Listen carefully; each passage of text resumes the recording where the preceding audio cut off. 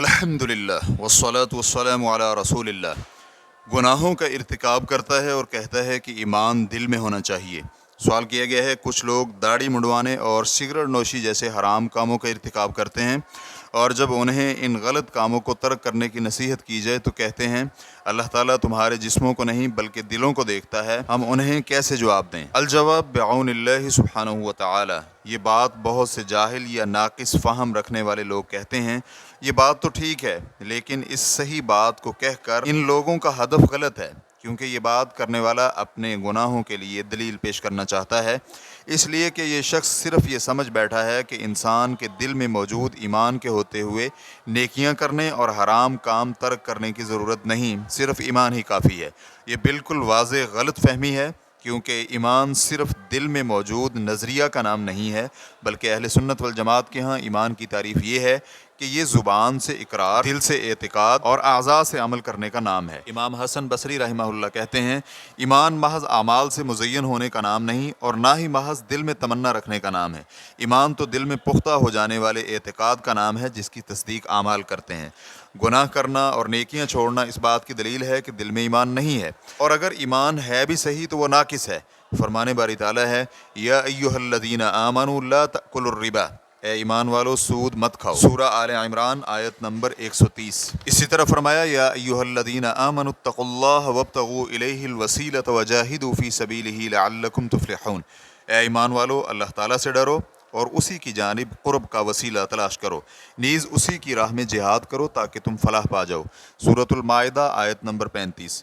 اسی طرح فرمایا، من آمن باللہ والیوم الآخر وعمل صالحا، جو اللہ تعالیٰ پر اور آخرت کے دن پر ایمان لائے، عمل صالح کرے، سورۃ المائدہ آیت نمبر 69۔ اور ایک دوسری جگہ پر فرمایا، ان الذین آمنوا وعملوا الصالحات، یقیناً وہ لوگ جو ایمان لائے اور انہوں نے نیک اعمال کیے، سورۃ البقرہ آیت نمبر 277۔ من آمن باللہ والیوم الآخر وعمل صالحا، جو اللہ تعالیٰ پر اور آخرت کے دن پر ایمان لائے، عمل صالح کرے، سورۃ البقرہ آیت نمبر 62۔ یعنی ان مذکورہ آیات میں ایمان کے ساتھ عمل صالح ذکر کیا گیا ہے، تو جب تک ایمان کے ساتھ عمل صالح اور گناہوں سے دوری نہ ہو تو اس وقت تک ایمان کو کامل ایمان نہیں کہا جا سکتا۔ تبھی تو اللہ تعالیٰ کا فرمان ہے، والعصر ان الانسان لفی خسر الا الذین آمنوا وعملوا الصالحات وتواصوا بالحق وتواصوا بالصبر، قسم ہے عصر کے وقت کی، بلا شبہ انسان یقینی خسارے میں ہے، ماں سوائے ان لوگوں کے جو ایمان لائے اور نیک اعمال کرتے رہے، ایک دوسرے کو حق بات کی تلقین کرتے رہے اور ایک دوسرے کو صبر کرنے کی تلقین کرتے رہے، سورۃ العصر آیت نمبر 1 تا 3۔ اسی طرح فرمایا، یا ایھا الذین آمنوا اطیعوا اللہ واطیعوا الرسول، اے ایمان والو اللہ کی اطاعت کرو اور رسول کی اطاعت کرو، سورۃ النساء آیت نمبر 59۔ اسی طرح فرمایا، یا ایھا الذین آمنوا استجیبوا للہ وللرسول اذا دعاکم لما یحییکم، اے ایمان والو اللہ اور اس کے رسول کی فرما برداری کرو جب وہ تمہیں زندگی بخش احکامات کی دعوت دیں، سورۃ الانفال آیت نمبر 24۔ مذکورہ آیات کی روح سے پتہ چلتا ہے کہ قلبی ایمان کی عدم موجودگی میں ظاہری عمل ناکافی ہوگا، کیونکہ یہ تو منافقوں کی خصلت ہے جنہیں آگ کے نچلے گڑھے میں رکھا جائے گا۔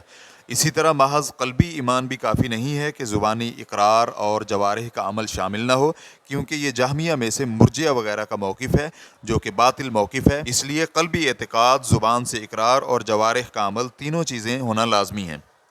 گناہوں کا ارتکاب بذات خود دل میں موجود ایمان کے کمزور ہونے یا ناقص ہونے کی دلیل ہے، کیونکہ نیکی کرنے سے ایمان بڑھتا ہے اور نافرمانی کرنے سے کم ہوتا ہے۔